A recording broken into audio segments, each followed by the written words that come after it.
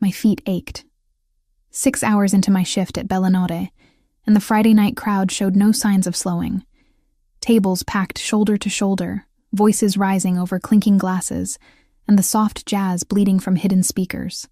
I'd stopped counting how many times I'd smiled through gritted teeth at demanding customers who snapped their fingers like I was invisible until they needed something.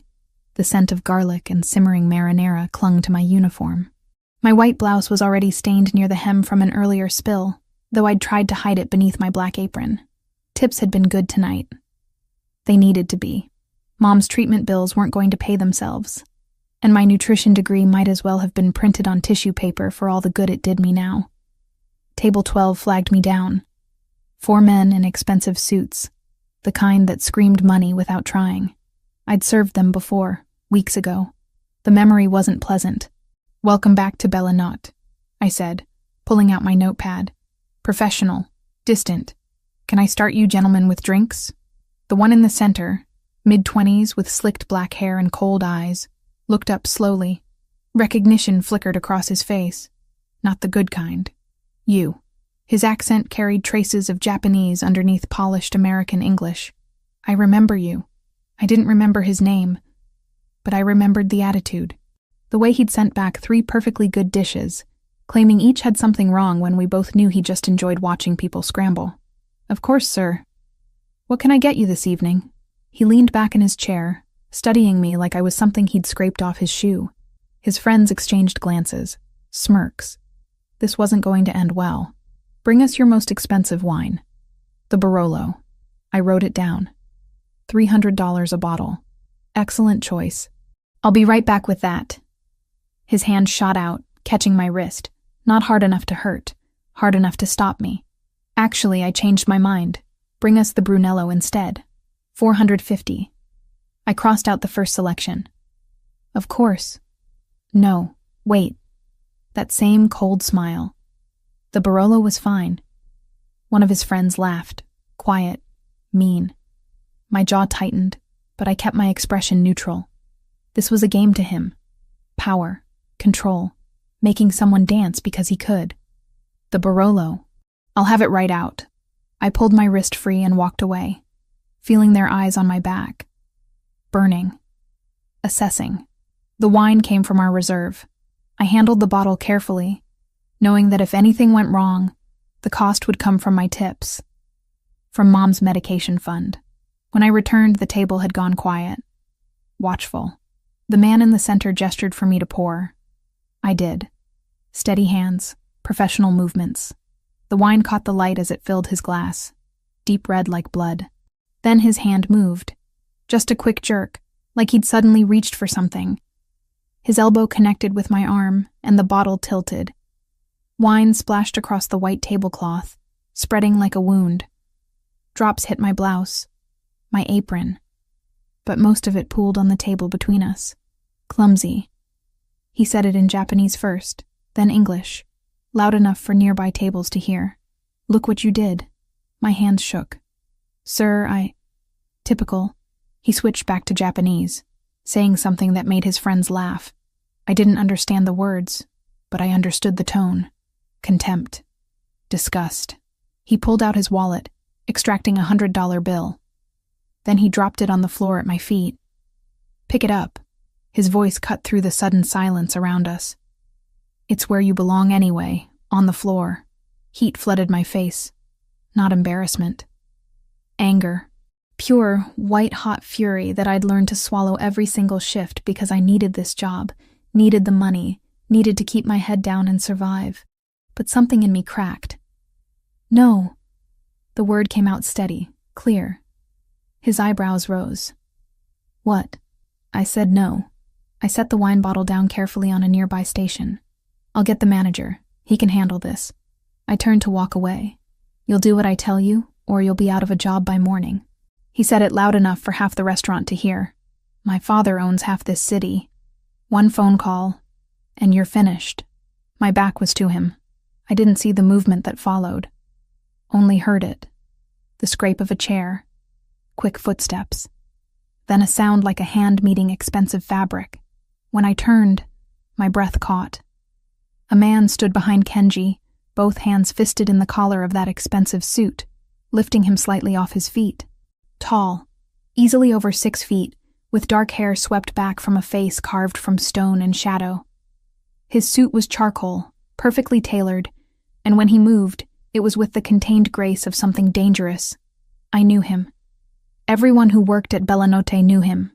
Alessandro Bellavita. He came in twice a week, always alone, always sat at the back corner table. Never caused problems, never spoke much. Just ate his meal, left a generous tip, and disappeared into the night. The owner had whispered once that Mr. Bellavita was an investor, silent partner, someone very important. Now he held Kenji suspended like a child holding a misbehaving puppy, and the temperature in the room had dropped 10 degrees. My hands flew to my mouth. Shock stole my voice. "In this restaurant," Alessandro said, voice low and controlled, each word precise. "You treat everyone with respect. You learn that now, or I teach you another way." Kenji's face had gone white. His eyes darted around, looking for help that wouldn't come. "Mr. Bellavita, I didn't—" "Don't." One word. Soft as silk, sharp as a blade. The entire restaurant had gone silent. Even the jazz seemed to quiet, though I knew that was impossible. Alessandro's eyes, dark green and intense, flicked to me for just a moment. Something passed between us. A question. "Are you hurt?" I shook my head. "Barely." My hands still covered my mouth. He released Kenji suddenly. The younger man stumbled backward, catching himself on the table. His friends had gone statue still, hands carefully visible, not making any sudden movements. Alessandro picked up the $100 bill from the floor. Then he pulled out his own wallet, extracted 5 more hundreds, and pressed them all into my palm. His fingers were warm, steady, everything I wasn't right now, for the inconvenience. He said quietly, "He won't be returning." Kenji and his friends were already moving, scrambling toward the exit like rats abandoning a sinking ship. Not running, but close. Alessandro watched them go. Then he turned back to me, and I saw it clearly now. Recognition. He knew exactly who Kenji was before he'd intervened. This wasn't impulse. This was choice. He won't return. His voice carried a weight I couldn't quite name, but men like him don't forget. Then he walked back to his table in the corner, sat down, and picked up his wine glass like nothing had happened. But everything had happened. My hands trembled around the money. $600. More than I made in an entire week. The restaurant slowly returned to life around me. Conversations resumed. The jazz swelled. Someone laughed. But I stood frozen, staring at the back of Alessandro Bellavita's head, and feeling like I just stepped onto a path I couldn't see the end of. A path that might save me, or destroy me completely.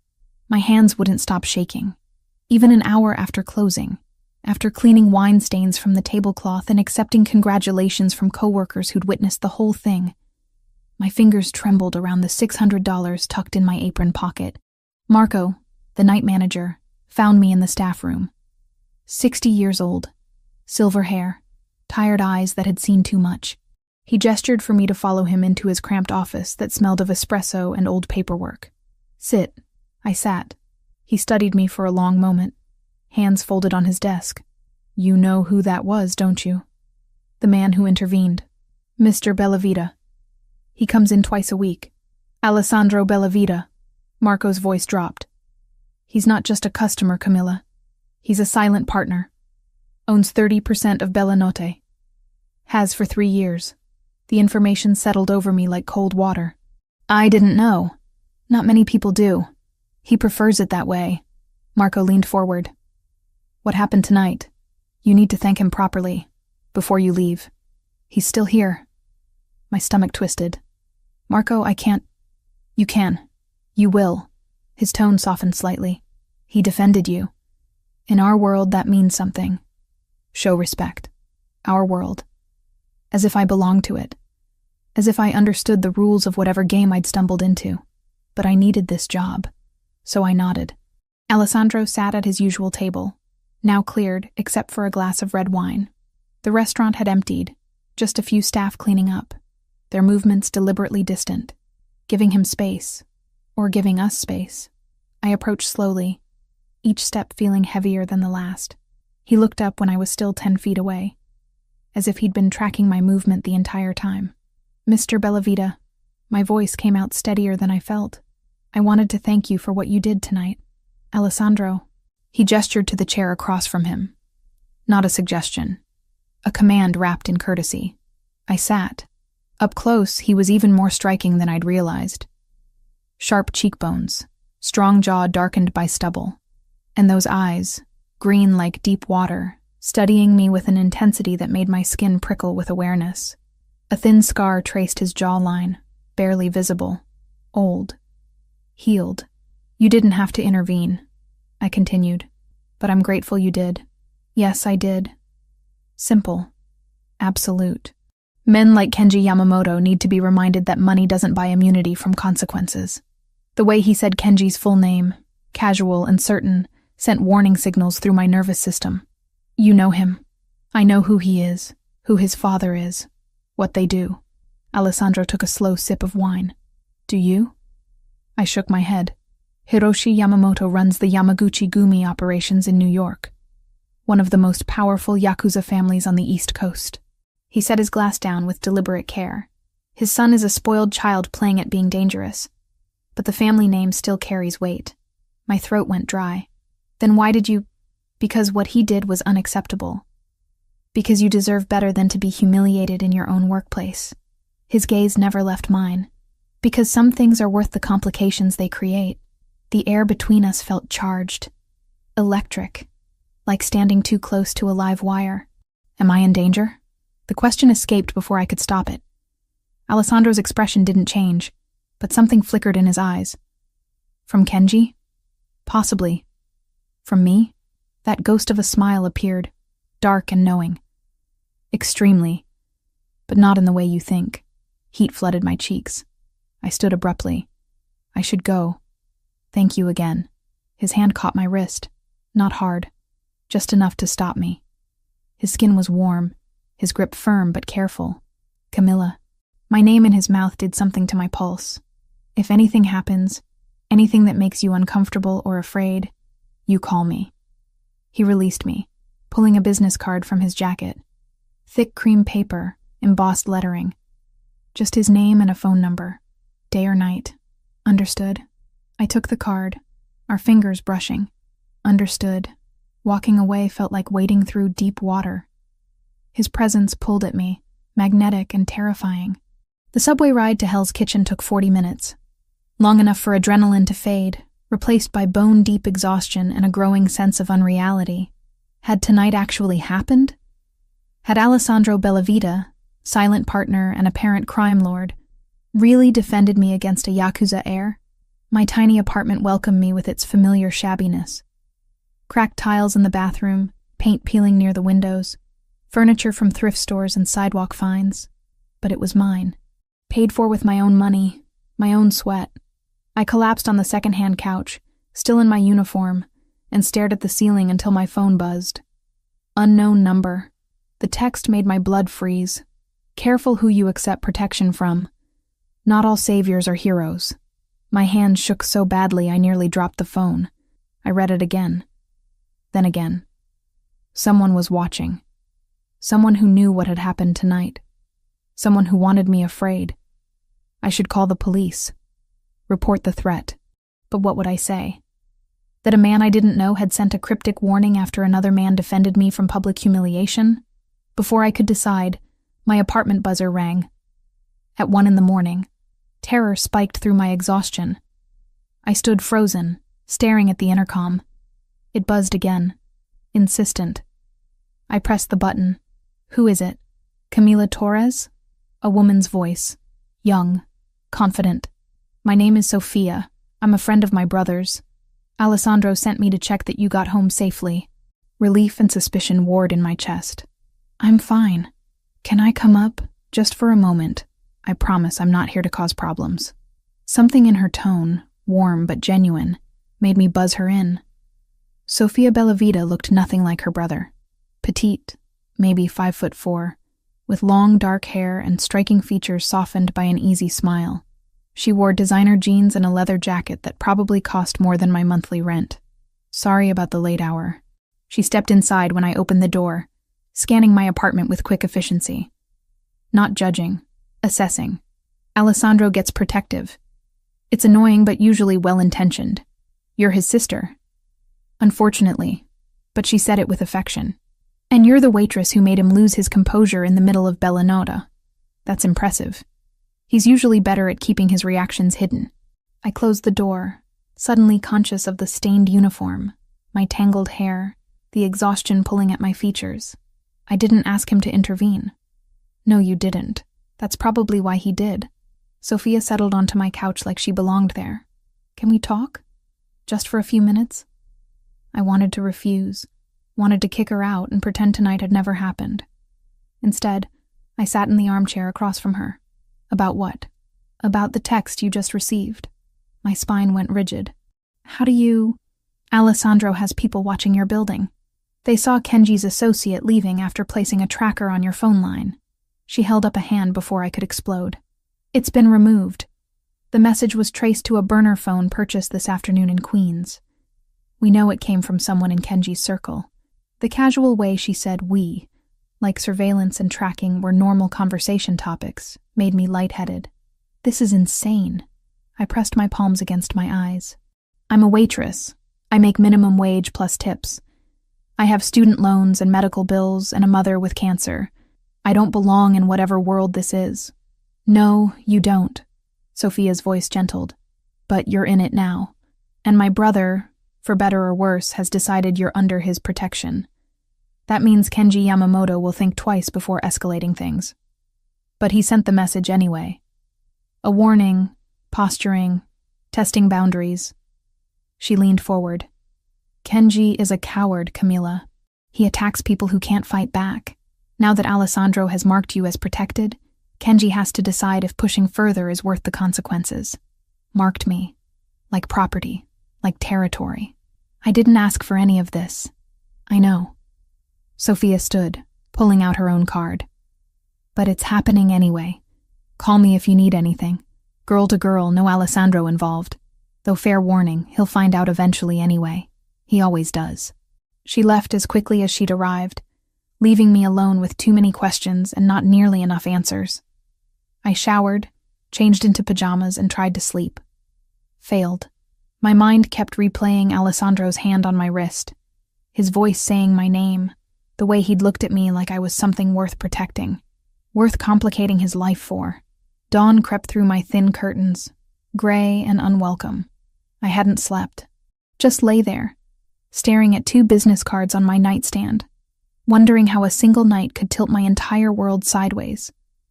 And knowing somehow that this was only the beginning. 4 days crawled by. 4 days of jumping at shadows, checking my phone obsessively, scanning every face that walked into Bella Notte, waiting for something terrible that never came. Or maybe just hadn't arrived yet. The flowers appeared on day 3. White roses, 2 dozen, delivered to the restaurant during lunch rush. The card read, "Apologies for the disruption. A.B." Formal. Distant. As if he hadn't grabbed a man by the collar and changed the trajectory of my entire life. I'd almost convinced myself to throw them away. Almost. Instead, I brought them home, set them on my kitchen counter, and tried not to think about green eyes and dangerous promises. Day 4, Alessandro returned. I spotted him the moment he walked through the door. 8 o'clock, dinner service in full swing, and somehow the restaurant quieted around him. Not silence. Just a subtle shift, like everyone unconsciously making space for something powerful moving through their midst. He wore charcoal tonight, 3-piece suit tailored to perfection, and when his eyes found mine across the crowded dining room, my breath caught. Marco intercepted me before I could reach him. Table 6. He requested you specifically. Marco, it's not a request, Camilla. It's good business. But his eyes were kind, concerned. Just take his order. Be professional. Alessandro had chosen a quieter corner this time, not his usual back table. More intimate, less visible to prying eyes. I approached with my notepad clutched like armor. Good evening, Mr. Bellavita. Can I start you with something to drink? Alessandro. He gestured to the seat across from him. Please. I glanced around. Marco was watching. 2 other servers had found reasons to hover nearby. I'm working. Then consider this work. That same tone. Not quite command, not quite request. Something in between that made refusing feel impossible. I sat, perched on the edge of the chair, spine rigid, notepad in hand. How have you been? He asked, as casual as if we were old friends catching up over coffee. Fine. Liar. But he said it gently. You've barely slept. I can see it. Heat flooded my cheeks. How would you know? Because men who send threatening messages rarely stop at one. He leaned forward slightly. Has there been anything else? Any other contact from Kenji or his people? No. Just the flowers from you. Something flickered across his expression. Satisfaction, maybe. Good. That means my message was received. What message? That you're under protection. That touching you would be unwise. He said it so matter-of-factly, like declaring the weather. Tell me about yourself, Camilla. You're 26, you work here 6 nights a week, and you're too educated to be serving tables. So why are you? The abrupt shift threw me off balance. How do you know how old I am? I asked Marco. He didn't look remotely apologetic. Now answer the question. I should have refused, should have stood up and walked away. But something about the directness, the lack of pretense, made me answer honestly. I have a nutrition degree from Hunter College. Graduated 3 years ago with honors and a mountain of student debt. And yet you're waitressing. My mother got sick 2 years ago. Cancer. The experimental treatments she needs aren't covered by insurance, and the bills... I stopped, realizing I was sharing too much with a man I barely knew. A dangerous man. I do what I have to do. Alessandra was quiet for a long moment, studying me with an intensity that made my skin prickle. What kind of cancer? Stage 3 breast cancer. She's responding to treatment, but it's expensive. $80,000 so far and counting. And your father? Never knew him. It's always been just me and my mom. I set down the notepad. Why are you asking me this? Because I want to know you. Simple, direct, devastating. Because most people would have taken that money Kenji threw on the floor, would have swallowed their pride and picked it up, but you didn't. I'm not most people. No. His voice dropped, softer now. Intimate.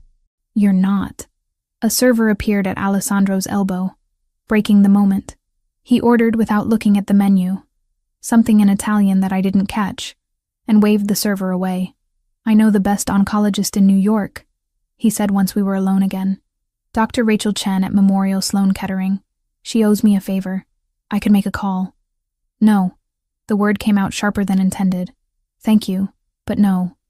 Camilla, I'm not telling you about my mother so you'll fix it. I'm not looking for a handout or a favor or whatever this is. I stood, pulse hammering. I appreciate what you did the other night. Truly. But I can handle my own problems. He stood too, smooth and unhurried, closing the distance between us until I had to tilt my head back to meet his eyes. Can you? Because from where I'm standing, you're drowning. Working yourself to exhaustion for medical bills that will take years to pay off, if you ever can. That's not strength, Camilla. That's stubbornness. Maybe. I lifted my chin. But it's my stubbornness, my choice. Something shifted in his expression. Respect, perhaps. Or understanding. He reached into his jacket, pulled out another card, pressed it into my palm. When you're ready to accept help without shame, call me. He left cash on the table for a meal he hadn't eaten, and walked out without looking back. I stood there holding his card, hands trembling, hating how much I wanted to use it. The next 3 days passed in exhausted monotony. Work, sleep, visit mom at the hospital during my breaks, repeat. She was stable, responding well to the current treatment cycle. The doctors were cautiously optimistic. Then the call came. 2 a.m, my phone screaming me awake from dreams filled with green eyes and dangerous promises. The hospital. Emergency. Mom's vitals had crashed. They were rushing her into emergency surgery. There were complications. She needed a specialized procedure that would cost $75,000, and they needed authorization within the hour. $75,000. I had $800 in my checking account. The hospital financial counselor was sympathetic but firm. Without payment guarantee, they couldn't proceed. Without the procedure, Mom would die. I sat in the sterile waiting room, phone clutched and shaking hands, and stared at Alessandro's card. Pride was a luxury I couldn't afford. Not anymore. I dialed. He answered on the first ring. Camila. Not a question. He knew it was me. My voice broke. I pressed my palm against my mouth, trying to hold back the sob building in my chest. I need help. What hospital? Mount Sinai. But Alessandro, it's $75,000. I'm on my way. Don't sign anything until I get there. He hung up before I could respond. I don't know how long I sat there, wrapped in shock and desperation, and something dangerously close to hope. Time stretched and contracted. Nurses moved past. The fluorescent lights hummed overhead like insects. Then he was there, striding through the emergency room entrance in dark jeans and a black shirt, hair slightly mussed like he'd dressed quickly. He spotted me immediately, crossed the space between us in long, purposeful strides. Where? One word. I gestured mutely toward the administrative offices. What happened next passed in a blur. Alessandro spoke to the financial counselor, made a phone call, and within 10 minutes everything was authorized. Paid in full. Mom was being prepped for surgery. I tried to thank him. Tried to form words through the tears streaming down my face. He caught one with his thumb, the touch scorching against my skin. You don't owe me anything, he said quietly. But accept the dinner invitation. Let me take you somewhere that isn't a hospital or restaurant. Let me know you properly. I nodded, because I couldn't speak. Couldn't process that he'd just saved my mother's life without hesitation, without questions, without demands. Tomorrow night, he continued. 7 o'clock. I'll have Sophia pick you up. Then he was gone, disappearing back into the night, leaving me standing in a hospital waiting room with my world tilted completely sideways. And for the first time in years, I let myself believe that maybe, just maybe, accepting help wasn't the same as giving up control. Maybe it was just being human. Sophia arrived precisely at 7, driving a sleek silver Mercedes that looked out of place on my Hell's Kitchen street. She stepped out wearing dark jeans and a cashmere sweater, looking effortlessly elegant in a way I'd never manage even if I had her money. Ready? Her smile was warm, genuine, not the practiced politeness I'd expected. I glanced down at my own outfit. The nicest dress I owned, navy blue and simple, paired with worn ballet flats, as ready as I'll ever be. The drive took 40 minutes, winding north out of Manhattan toward Long Island. Sophia filled the silence with easy conversation, asking about Mom's recovery, my work at Bella Notte, carefully avoiding the elephant in the car until we hit the highway. My brother is complicated. She said it like a confession. When he cares about someone, it's absolute, complete. There's no half measure with Alessandro. Is that a warning? An observation? She glanced at me, dark eyes sharp. But yes, also a warning. His world is dangerous, Camila. Not just physically, emotionally. You get close to him, and everything changes. There's no going back. My hands twisted in my lap. What if I don't want to get close? Then you shouldn't have said yes to dinner. But her tone was kind, understanding. He doesn't invite people to Manhasset. This house, it's his sanctuary. The fact that he's bringing you there means something. The mansion appeared through a break in the trees, all clean lines and modern architecture that somehow blended perfectly with the natural surroundings. Stone and glass catching the fading sunlight, expansive windows overlooking Long Island Sound. Not ostentatious, just quietly, confidently expensive. Alessandro waited on the front steps, and the sight of him stole my breath. No suit tonight. Just dark jeans and a white linen shirt with the sleeves rolled to his elbows, revealing strong forearms marked with faint scars. His hair was slightly damp, like he'd recently showered. More relaxed than I'd ever seen him. More dangerous because of it. Thank you, Sophia. He helped me from the car, his hand warm and steady against mine. Behave, Sophia called as she drove away, leaving me alone with him. Come. Alessandro's hand found the small of my back, guiding me inside. The touch burned through thin fabric, proprietary and protective at once. The interior took my breath away. High ceilings, polished hardwood floors, floor-to-ceiling windows framing water views. But it wasn't cold or sterile. Books lined built-in shelves, comfortable furniture invited lingering, and the scent of cooking food filled the air. "You cooked?" I couldn't hide my surprise. "I find it calming." He led me to a kitchen that belonged in a magazine. Granite countertops, professional-grade appliances, herbs growing in small pots on the windowsill. "I hope you like Italian. I work in an Italian restaurant." That doesn't answer the question. That ghost of a smile appeared. "I love Italian food." He pulled out a stool at the island counter. "Sit. Talk to me while I finish." I watched him work, mesmerized by the confidence in his movements, tasting sauce, adjusting seasoning, plating with care.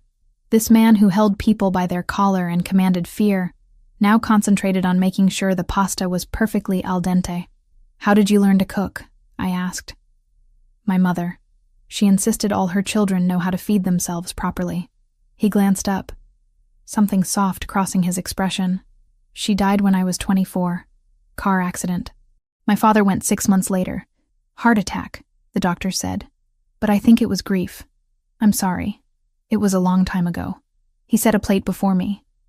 Fresh pasta with a light cream sauce, perfectly seared scallops, delicate and beautiful. I became head of the family business at 24. Barely older than a child, trying to fill my father's shoes. I took a bite. The food was extraordinary. Melt-in-your-mouth perfection. "What kind of business?" Alessandro sat across from me, his own plate untouched. "Import-export, real estate, various investments. All truths that probably concealed deeper, darker truths. What about you, Camilla? What did you dream of before life got complicated?" The question caught me off guard. I wanted to open a wellness cafe. Healthy food that actually tasted good. Nutrition counseling. Cooking classes. Help people learn that taking care of themselves doesn't have to be expensive or difficult. That's a beautiful dream. It's an impossible dream now. I set down my fork. Between student loans and mom's medical bills, I'll be paying off debt until I'm 50. Nothing is impossible. He reached across the table, his fingers brushing mine. Just delayed. The touch sent electricity up my arm. I should have pulled away. Didn't. You didn't abandon your dreams, Camilla. You postponed them out of love. That's not weakness. That's the strongest thing a person can do. Tears pricked my eyes. No one had ever framed it that way before. Everyone else saw sacrifice and failure. He saw strength.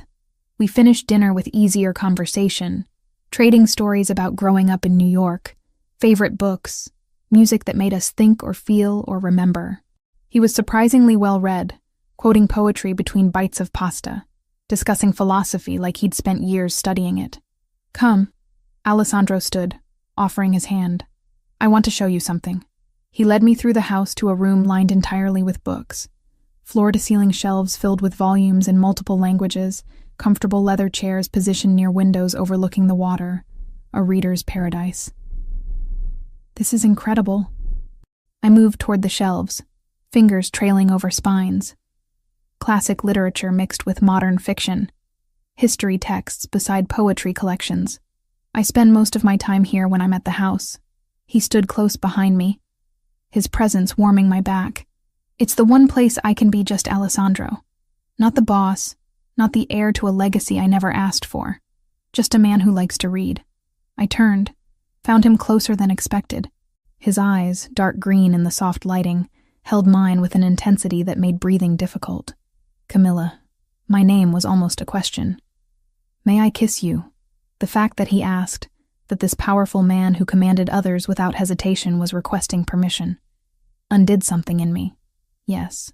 His hand cupped my jaw, thumb tracing my cheekbone with exquisite gentleness. Then his mouth met mine, and the world tilted sideways. The kiss was controlled but passionate. Restrained power held carefully in check. His other hand found my waist, pulling me closer until no space remained between us. I gripped his shoulders, needing something solid to anchor me as heat flooded through my body. When we finally broke apart, both breathing hard, his forehead rested against mine. I've wanted to do that, Since the moment I saw you refuse to pick up that money," he murmured. Before I could respond, heavy footsteps sounded in the hallway. A man appeared in the doorway, tall and broad with military bearing. He took in the scene, his expression carefully neutral. "Boss, we have a situation." Alessandro's entire demeanor shifted. The tender man vanished, replaced by someone cold and lethal. "What kind of situation, Vincent?" "The club in the Bronx. Attacked about an hour ago. 3 of our people injured, 2 seriously. I tried to handle it, but it's escalating. They want you there." Alessandro's jaw tightened, a muscle jumping beneath the skin. His hand still rested on my waist, but the touch had changed. Possessive, now. Protective. Kenji? His people. Definitely. My blood went cold. This was my fault. Because Alessandro had defended me, because he'd marked me as protected. Now his people were hurt. "I need to go." Alessandro turned back to me, and I saw it clearly. The transformation from man to Don, from dinner companion to crime lord. "Vincent will take you home. Alessandro, you're in the center of this now, Camila. Whether you wanted to be or not, and I will protect you. I will protect what's mine." He cupped my face, kissed me once more, hard and claiming. "Trust me." Then he was gone, striding from the room with Vincent at his heels, leaving me standing alone in his library with my lips still burning and my world irrevocably changed. Vincent drove in silence, professional and distant. I sat in the back of the black Mercedes, watching streetlights blur past, my lips still tingling from Alessandro's kiss, from his declaration, his claim. "You're in the center of this now." The words echoed in my head, mixing with the memory of violence in Kenji's eyes, the threat in that text message, the reality that people had been hurt because a powerful man had decided I was worth defending. My apartment felt too small when I finally climbed the stairs, too exposed. I double-checked the locks, drew the curtains, and sat on the couch with my phone clutched in trembling hands. Sleep was impossible. I tried. Lay in bed staring at the ceiling, jumping at every sound. Footsteps in the hallway, a car door slamming, the building settling around me. At 3 a.m, I gave up and opened my laptop. Searched Alessandro's name. Alessandro Bellavita, 34. CEO of Bellavita Imports and various real estate holdings. Family business established in New York for 5 generations. No criminal record. No scandals. Just carefully worded articles that mentioned business interests and community involvement, without ever saying what those interests truly were. I dug deeper, found older articles about his father's death, his mother's accident, the way Alessandro had taken over at 24, impossibly young, and somehow not just survived, but thrived. Built an empire, commanded loyalty, the kind of loyalty that sent men to attack a club because their boss had been disrespected. My phone rang at 6 a.m, jerking me from the half-doze I'd finally fallen into. "Sophia, did you sleep?" "No. Good instinct. Can I come up? I have coffee and answers." She arrived 10 minutes later with 2 large lattes and dark circles under her eyes that matched my own. We sat at my tiny kitchen table, and she looked at me with something like pity. "You want to know what you've gotten yourself into?" "I want to know if I should run." "Too late for that." But she said it gently. "My brother is Don of the Bellavita family. 5th-generation Italian organized crime with roots going back to Sicily. We handle imports, territory disputes, protection services, and various other enterprises that exist in gray areas. We're not the Yakuza. We have rules, codes, limits, but we're not exactly law-abiding citizens either."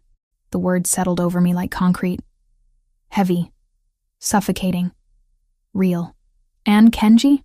"Kenji Yamamoto is the spoiled, violent son of Hiroshi Yamamoto, who runs Yakuza operations in New York. He's a coward and a bully, but his father's name carries weight. Alessandro defending you publicly wasn't just chivalry, Camilla. It was a statement. You belong to him now. You're under Bellavita protection. I don't belong to anyone. I know. And honestly," Sophia leaned forward, "that's probably why he's so fascinated with you. Most people in our world understand ownership, territory, claims. You push back. You challenge him. That's rare.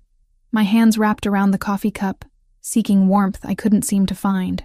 What happens now? Now Alessandro has to decide how to handle the escalation. Kenji attacked one of our businesses. That demands response. But it's complicated because Hiroshi is old guard, traditional. If Alessandro retaliates too harshly, it could spark a war neither family wants.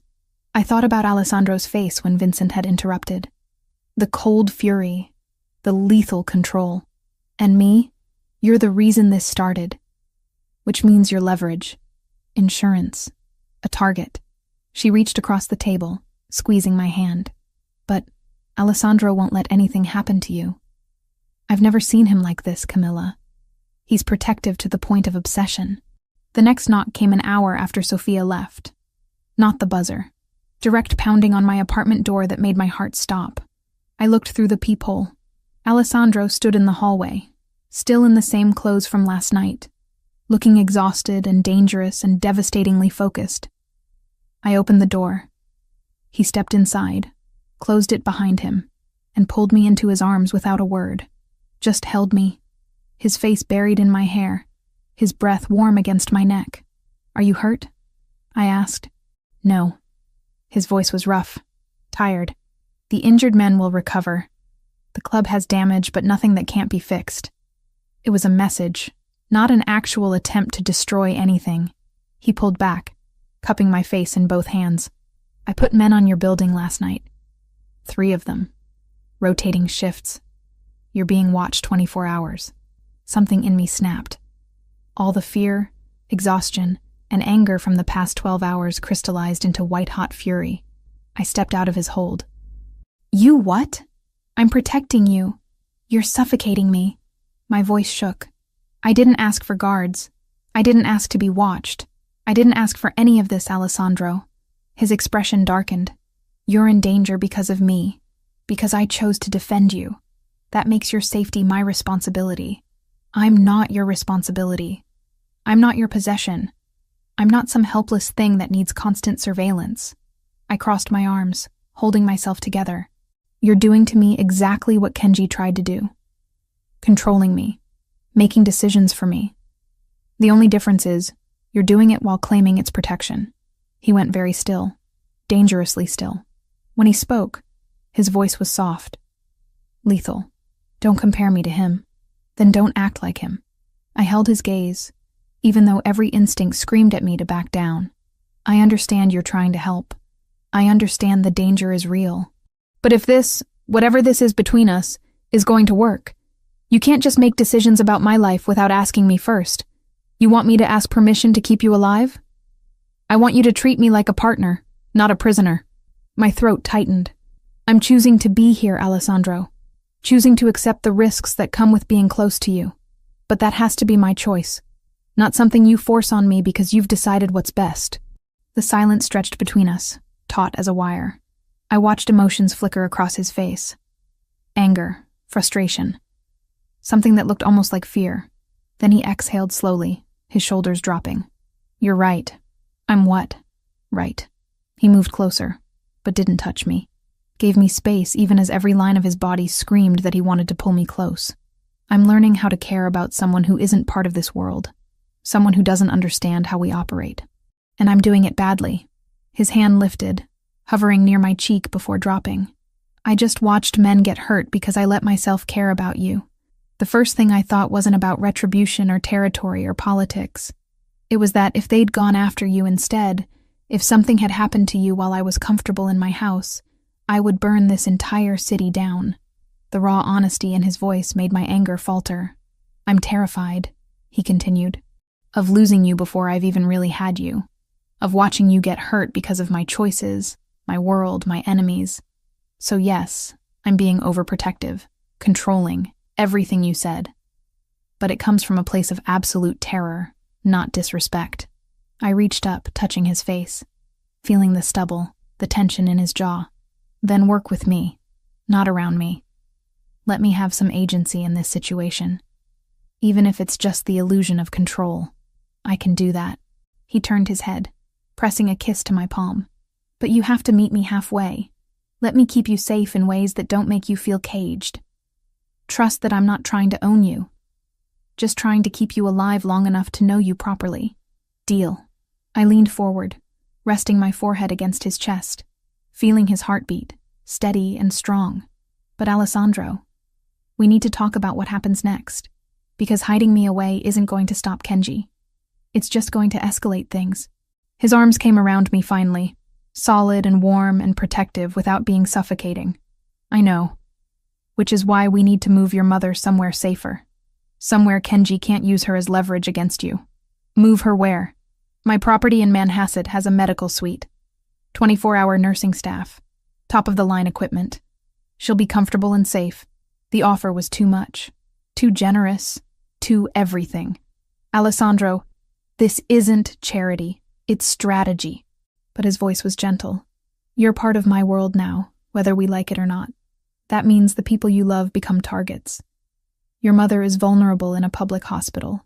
Let me protect her the same way I'm protecting you. Tears burned my eyes. I can't keep accepting help from you without giving anything back. Then give me your time, your trust, your willingness to let me figure out how to be what you need while staying who I am. He tipped my chin up, meeting my eyes. That's all I want, Camilla. The chance to prove I'm worth the risk you're taking. I kissed him, poured everything I couldn't say into the pressure of my lips against his. Fear and hope and desperate need all tangled together. When we broke apart, I nodded. Okay. We'll move my mother. We'll do this your way. But I need something too. Name it. Teach me to defend myself. If I'm going to be in your world, I need to be able to protect myself. Not just rely on guards and surveillance. Something like pride flickered in his eyes. Vincent can train you. Former military, highly skilled. He'll teach you everything you need to know. Thank you. Don't thank me yet. He pulled me close again, holding me like I was something precious. Something worth fighting for. This is only the beginning, Camilla. And it's going to get worse before it gets better. I know. I breathed him in, cedar and smoke and something uniquely him. But I'm not running. Good. His lips brushed my temple. Because I wouldn't let you go anyway. 3 days passed in a strange new normal that felt both surreal and oddly right. Mom settled into the medical suite at Alessandro's Manhasset estate, her color improving daily with round-the-clock care I could never have afforded in a lifetime of saving. The nurses were professional, kind, treating her like she mattered rather than just another patient in an overworked system. I split my time between visiting her and training with Vincent, who proved to be a patient if demanding instructor in basic self-defense. He taught me how to break holds, where to strike to incapacitate an attacker, how to stay aware of my surroundings. Skills I prayed I'd never need, but felt strangely empowered learning. Alessandro was gone more than present, handling what he called delicate negotiations. I understood what that meant. He was meeting with Hiroshi Yamamoto, trying to resolve this mess without triggering a full-scale war between their organizations. The weight of it showed in the brief phone calls we managed, his voice strained with exhaustion, even as he asked about my day with genuine interest. I returned to Bellanotte on day 4, needing the normalcy of work, even though nothing felt normal anymore. The familiar rhythm of taking orders, delivering plates, navigating the dinner rush. Marco welcomed me back with knowing eyes and no questions. The other servers whispered when they thought I couldn't hear, casting glances my way that mixed curiosity with caution. Everyone knew something had changed, that I was under Bellavita protection now, that I belonged to Alessandro in ways that made me both safer and more dangerous to be near. During my afternoon break, I sat in the cramped staff room with my phone, scrolling through messages from Sophia about Mom's progress. The nurses had her walking short distances now. Her appetite had returned. Small victories that felt monumental after months of watching her fade. That's when Danny, one of the bussers, stuck his head through the doorway. 22, trying to save for culinary school, always friendly. His face held cautious excitement. Hey, Camilla? You were asking about that Japanese guy who caused trouble last week, right? The one Mr. Bellavita dealt with? My pulse quickened. I'd been quietly questioning staff for days, trying to gather information, playing the role Alessandro and I had discussed. Active participant, not passive victim. Learning to navigate this world by contributing rather than just accepting protection. Yeah. Why? My cousin works security at a warehouse complex in Maspeth, near LaGuardia Airport. Says he's seen a guy matching that description hanging around the past few days. Asian, expensive clothes, acts like he owns the place but seems nervous. Keeps looking over his shoulder. Been there 3 days straight. Always with some rough-looking dudes. Russians, my cousin thinks. Everything in me went still. Russians. Mercenaries. Exactly what Alessandro had warned about. Which warehouse? Danny pulled out his phone, showed me a location pin. Industrial area, lots of abandoned buildings. The kind of place people went when they didn't want to be found. My cousin says they're in the old textile factory. Big brick building, most of the windows broken out. Nobody's used it in years. Thanks, Danny. I really appreciate this. No problem. Just be careful, okay? Those dudes looked seriously dangerous. I called Alessandro the moment I was alone in the supply closet, heart hammering against my ribs. He answered on the first ring like he'd been waiting for my call. Camilla, I have something. I explained quickly, precisely, keeping my voice low. Danny's information, the location, the timeline, the Russians. It matches Kenji's profile perfectly. He's hiding, but not well enough. Silence on the other end. I could almost hear him thinking, calculating, planning. Then, you're certain about this source? Danny's cousin has worked security there for 2 years. He knows the area, knows what normal looks like. This isn't normal. Good work. Pride colored his voice, warming something in my chest. You've done exactly what I needed. Now let me handle the rest. I'm sending Sophia to bring you to the estate immediately. Alessandro. Please, Camilla.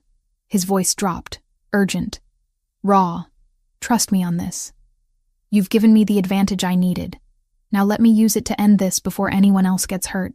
Before Kenji decides to escalate in ways we can't predict. I wanted to argue. Wanted to demand to be part of whatever came next. But the fear underneath his command stopped me. He wasn't just being overprotective. He was terrified of losing me. Okay. I trust you. Thank you. He exhaled slowly. I'll call you when it's done. The line went dead, leaving me standing in a supply closet between stacks of napkins and cleaning supplies, having just helped set in motion something that would either end this nightmare or make it infinitely worse. That evening, sitting in the Manhasset library while Alessandro was God knows where doing God knows what, Mom found me. She moved slowly, still recovering, but her eyes were sharp, knowing. She'd always been able to read me like an open book. Tell me about him. She settled into the leather chair across from mine, wrapping a cashmere throw around her shoulders. The throw Sophia had brought her, soft and expensive. Everything here was soft and expensive. This Alessandro who's given me a palace to recover in, who's put that look in your eyes. Mom, don't deflect, sweetheart. I'm your mother. I see how you look when his name comes up. How you check your phone constantly, jumping every time it buzzes. How you haven't slept properly in days. She reached out, taking my hand in hers. Thinner than before the illness, but steady. Strong. Do you love him? The question hung between us, direct, unavoidable, terrifying in its simplicity. Did I love Alessandro Bellavita? The man who defended me with controlled violence, who paid my mother's medical bills without hesitation, who kissed me like I was oxygen and held me like I was precious. The crime lord who commanded fear and loyalty in equal measure. The complicated, dangerous, surprisingly tender man who cooked me dinner and quoted poetry and looked at me like I was something worth fighting for. Yes, the word emerged as barely a whisper. God help me. But yes, I love him. Mom's expression softened. Not judgment. Understanding. Then whatever comes next, you face it together. That's what love means, sweetheart. Not running from the hard parts. Not hiding from the danger. Walking through fire holding hands. Trusting that neither of you will let go. Tears pricked my eyes. What if the fire burns us both?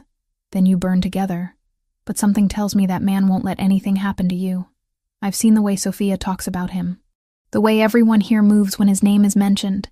He's powerful, yes. Dangerous, absolutely. but he's also completely devoted to protecting what he loves. And he loves you, Camilla. Even I can see that. Later, long after Mom had gone back to her room to rest, Alessandro called. Not the usual brief check-in, but a longer conversation. He told me about his meeting with Hiroshi Yamamoto earlier that day, voice heavy with exhaustion, but edged with something like relief. He's an old-school traditionalist, honorable in ways his son will never understand or appreciate. Alessandro's voice carried the weariness of someone who'd spent hours in tense negotiations. Kenji has a history. Ran from Tokyo after offending a high-ranking Oyabun. Disrespected someone untouchable, nearly started a war between families. Hiroshi sent him here hoping distance and time would mature him, teach him respect. It didn't. If anything, being away from direct supervision made him worse. What happens now? We made a deal. Kenji returns to Japan. Enters a Buddhist monastery in Kyoto for a year. Under Hiroshi's direct supervision. Meditation. Discipline. Learning the humility his father should have taught him years ago. He also makes a public apology to you at Bellinot, witnessed by both families. If he refuses either condition, Hiroshi has given me permission to handle it my way. The clinical way he said it made my skin prickle with understanding of what my way meant. And if he's already refusing by hiding in that warehouse, then I go get him tonight. Convince him that apologizing to you and accepting his father's punishment is vastly preferable to the alternative. A pause, weighted with meaning. Your information was crucial, Camilla. We've had people watching that area since you called. It's definitely him. He's hired independent Russian mercenaries, paying them from offshore accounts he apparently kept hidden from his father.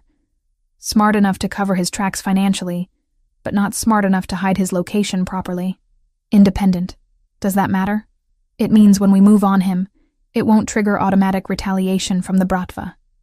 These are freelancers, not official operators. We can negotiate compensation for any casualties and avoid a larger conflict. It keeps this contained to just our families. His voice softened, carrying something like pride. You're learning the politics of this world quickly. I have a good teacher, or maybe just strong motivation to understand what I'm dealing with. Maybe both. I could hear the exhaustion dragging at him, but also the warmth, the affection he rarely voiced, but showed in countless small ways. Come back safe, Alessandro.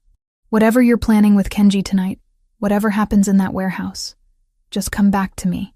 Always. It sounded like a vow. A promise carved in stone.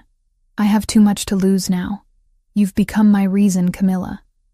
My reason to be careful, to think beyond just territory and honor and tradition. To want a future that includes something other than violence and endless wars. You make me want to be more than just Don Bellavita. You make me want to be just Alessandro. Just a man who loves a woman. Tears burned my eyes, spilling over before I could stop them. I love you. The words hung in the air between us, crackling through the phone connection. I hadn't meant to say them. Not yet. Not like this. Over the phone while he was preparing for what was essentially a kidnapping and forced negotiation mission. Say that again. His voice roughened with emotion I'd never heard before. Vulnerable. Almost desperate. I love you, Alessandro Bellavita. Despite the insanity. Despite the danger. Despite every rational reason I shouldn't. Despite knowing this could end in heartbreak or worse. I love you. Hold that thought. His voice dropped to something intimate, promising. Because when I get back, when this is finished and Kenji is dealt with, I'm going to spend a very long time showing you exactly how I feel about you. How you've changed everything for me. How you make me want to be better than I am. He hung up before I could respond, leaving me in the library with my racing heart and the terrifying, exhilarating reality that I'd just admitted the deepest truth. That I loved a man who lived in shadows, who commanded violence with the same hands that held me tenderly. Sophia found me an hour later, still curled in the chair, phone clutched in my hand like a lifeline. She carried 2 mugs of tea, settling into the chair Mom had occupied earlier. He'll be okay. She offered 1 mug, the steam carrying hints of chamomile and honey. Alessandro has been doing this since he was 24. He knows how to survive, how to win, how to come home. That doesn't make waiting easier. No. She smiled sadly, knowingly. It doesn't. Welcome to loving a bella vita, Camilla. The worry never goes away. You just learn to live with it. Learn to trust that they know what they're doing, that they're as careful as they can be in a world that doesn't reward careful. Outside, night fell over Long Island Sound, the water turning dark and mysterious under the moon. Somewhere in Queens, in an industrial warehouse near LaGuardia Airport, Alessandro was moving on Kenji Yamamoto, ending this threat, protecting me, risking himself and his men, and all I could do was wait and trust and pray that the man I loved would come back to me whole, that we'd get our chance at whatever future we were building together, one dangerous day at a time. That love would be enough to survive the fire we were both walking through. The call came at 3 a.m. Alessandro's voice, rough with exhaustion but alive. Whole. It's done. We have him. Relief flooded through me so powerfully my knees buckled. I sank onto the bed, phone pressed against my ear. Are you hurt? Bruised, nothing serious. Kenji tried to run. His mercenaries put up a fight, but once they realized we weren't there to kill them, just capture Kenji, most surrendered. Smart men know when to fold. He exhaled slowly. I'm coming home. Wait for me. He arrived as dawn painted the sky pink and gold over Long Island Sound. I met him in the foyer, and the sight of him stole my breath. His shirt was torn, blood spattering the fabric, a cut above his eyebrow, already cleaned but still angry red, knuckles scraped raw, but his eyes, when they found mine, held nothing but relief and something deeper, hunger mixed with tenderness. Camilla. He crossed the space between us in 3 strides, pulling me into his arms with desperate strength. His face buried in my hair, breathing me in like I was air after drowning. I kept my promise. I came back. You did.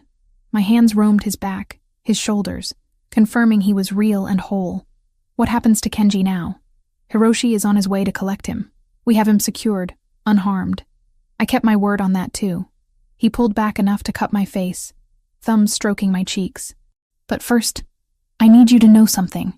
When we stormed that warehouse, when bullets started flying and everything turned chaotic, all I could think was that if something happened to me, you'd never know how completely you own me. Tears blurred my vision. Alessandro, let me finish. His voice dropped, intimate and raw. I've spent 10 years as Don Bellavita. 10 years putting the family first, making calculated decisions, treating love as a liability I couldn't afford.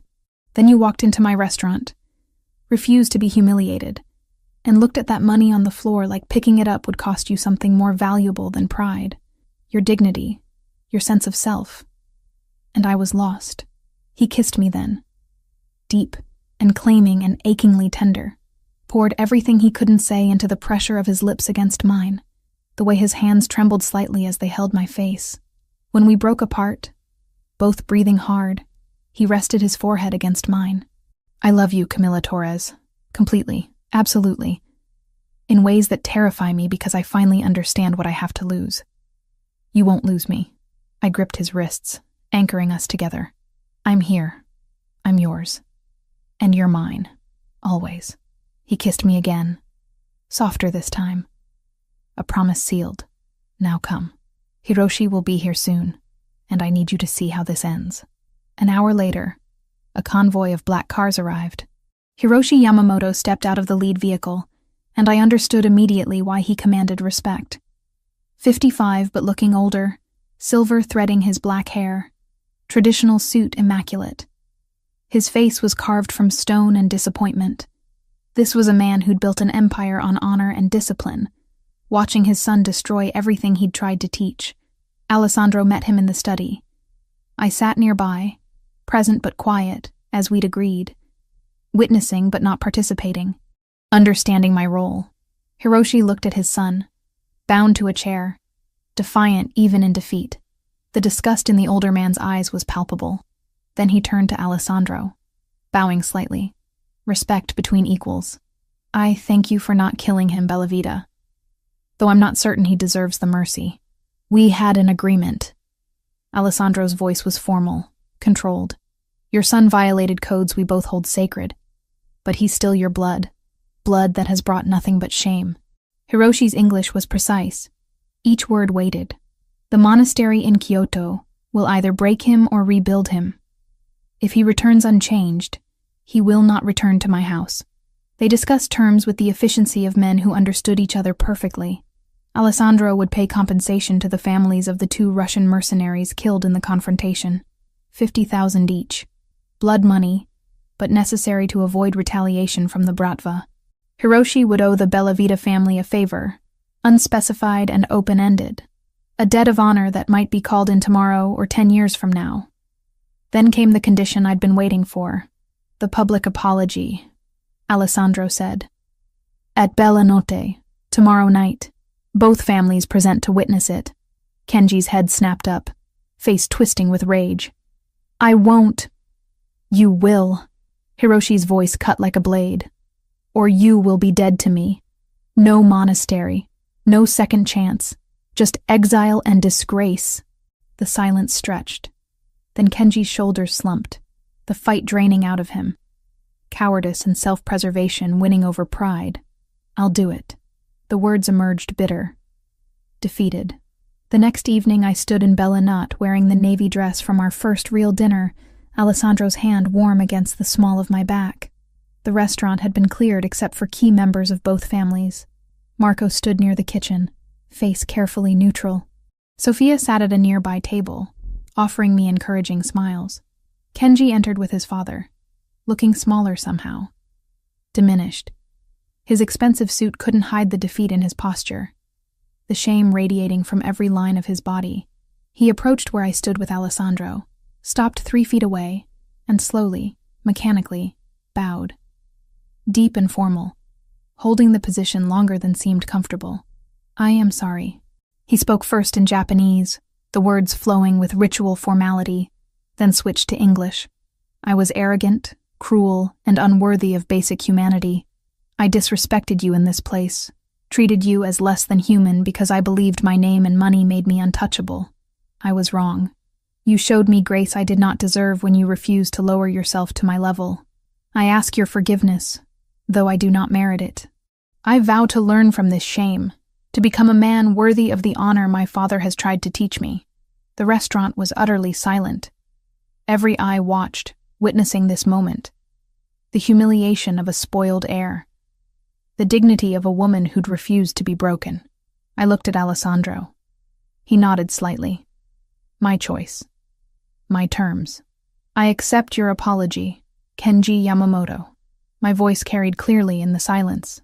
Use this mistake to become a better man. Learn that power without honor is just tyranny wearing expensive clothes. Relief flickered across his face, quickly suppressed.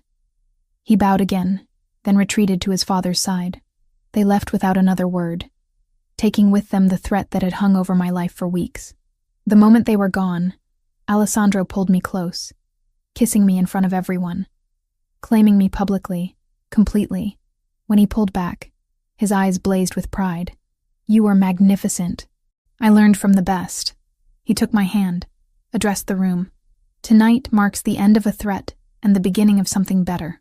Thank you all for bearing witness. Then he led me from the restaurant to the car waiting outside, and we drove not to Manhasset, but to his penthouse in Manhattan, the private space I'd never seen. His true home. The elevator opened directly into the apartment, floor-to-ceiling windows overlooking the city lights, but I barely noticed the view. Alessandro's hands were in my hair, his mouth on mine, years of control finally shattering. I love you. He breathed the words against my lips between kisses. My reason, my heart, mine, yours. I pulled him closer, needing no space between us. Always yours. We made love with desperate intensity, every touch a promise, every kiss a vow. He was reverent and passionate by turns, worshipping my body like I was something sacred while claiming me with possessive need. And when we finally lay tangled together, hearts still racing, he held me like he'd never let go. Marry me. The words emerged rough, unplanned, not because of obligation or protection or politics, because I want to wake up next to you every morning for the rest of my life, because you make me want to be more than just Don Bellavita. You make me want to be just Alessandro, the man who loves you. Tears spilled over. happy and overwhelming. Yes. He kissed each tear away, then my lips, sealing the promise. The weeks that followed blurred together in the best way.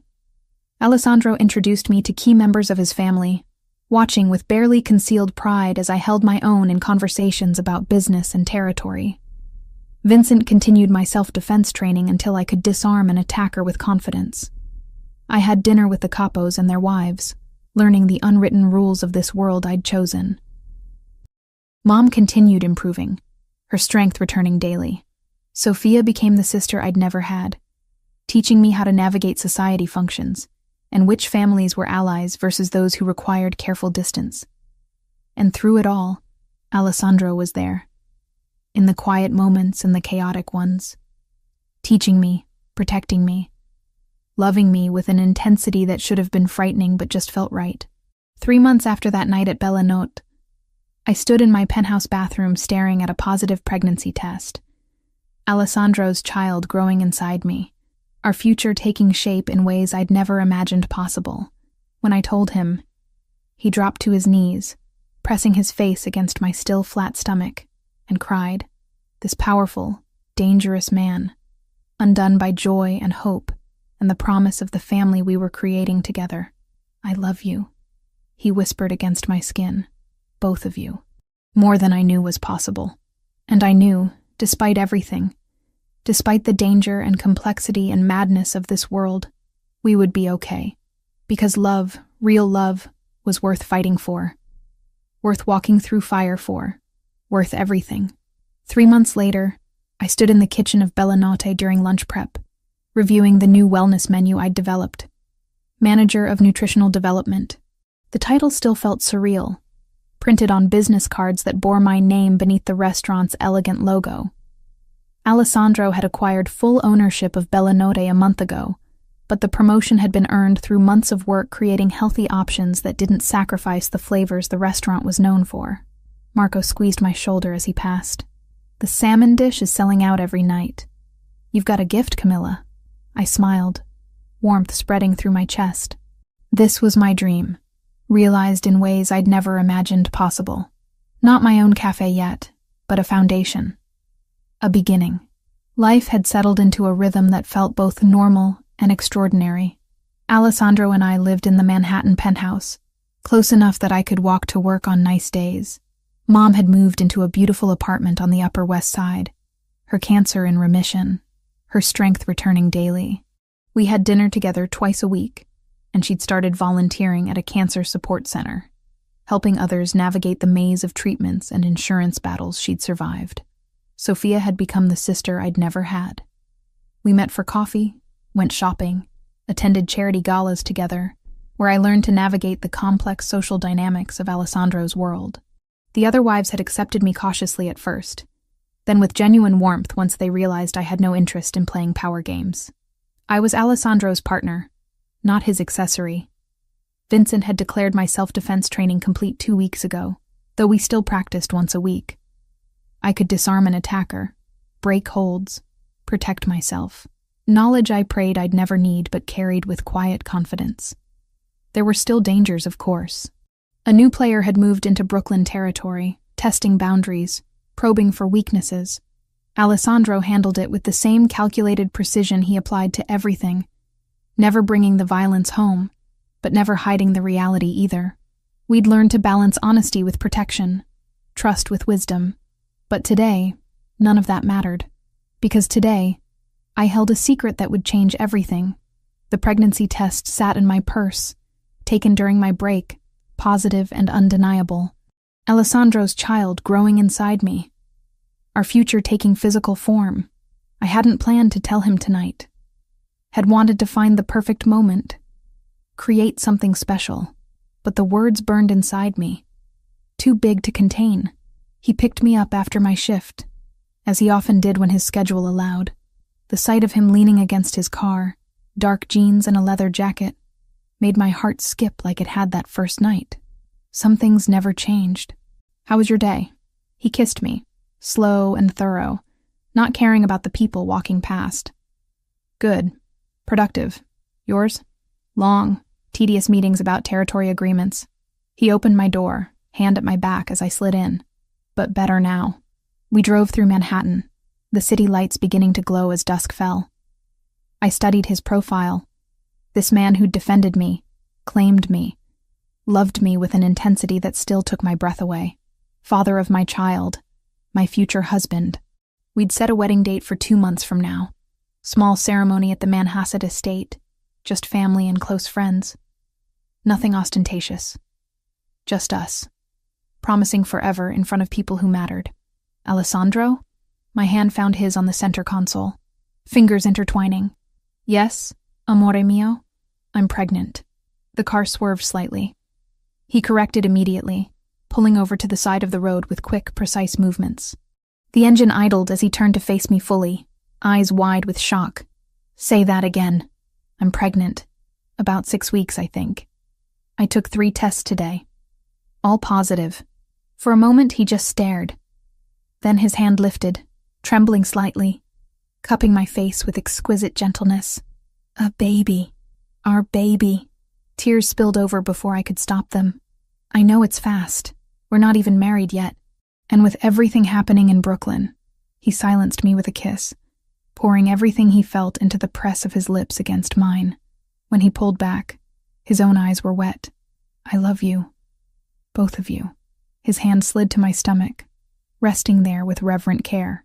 So much it terrifies me, but also makes me want to be better than I am. To build a world where our child can grow up safe and loved. We will. I covered his hand with mine. Together.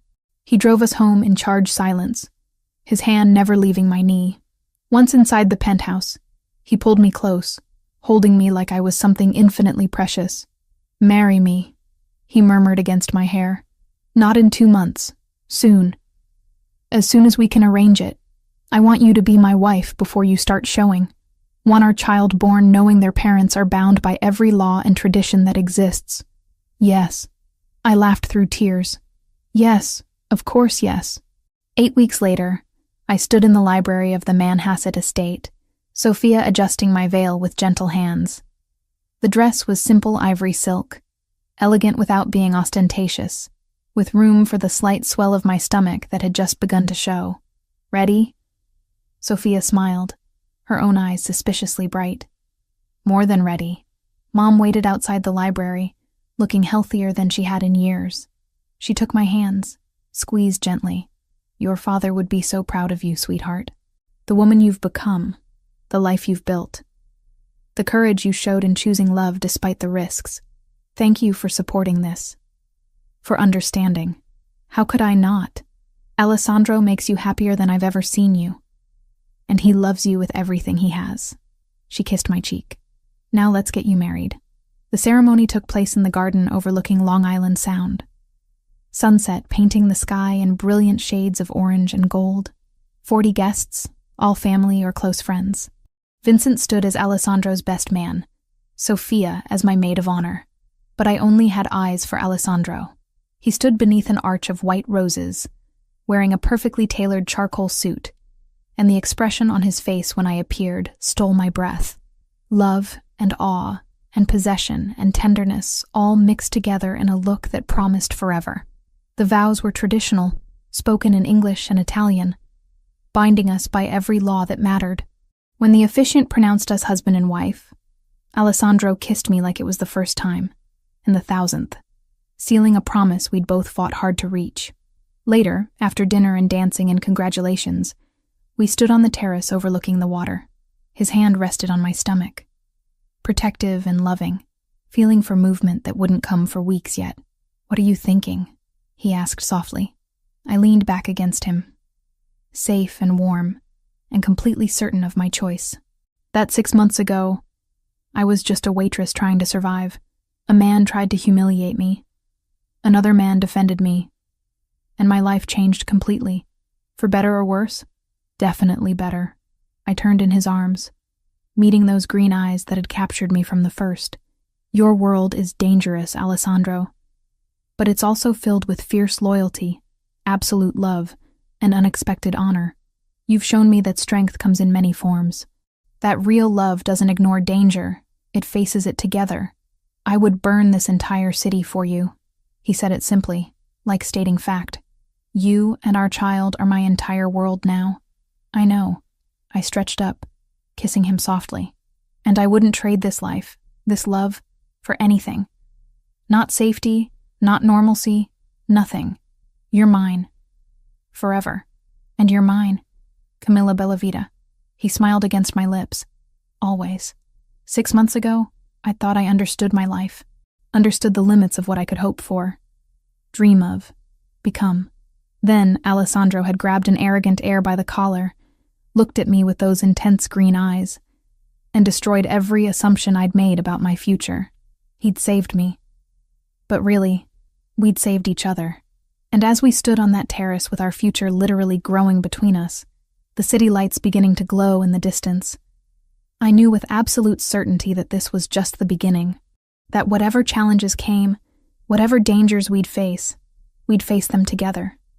Because some things were worth fighting for, worth risking everything for. Love, real and true and absolute, was worth it all.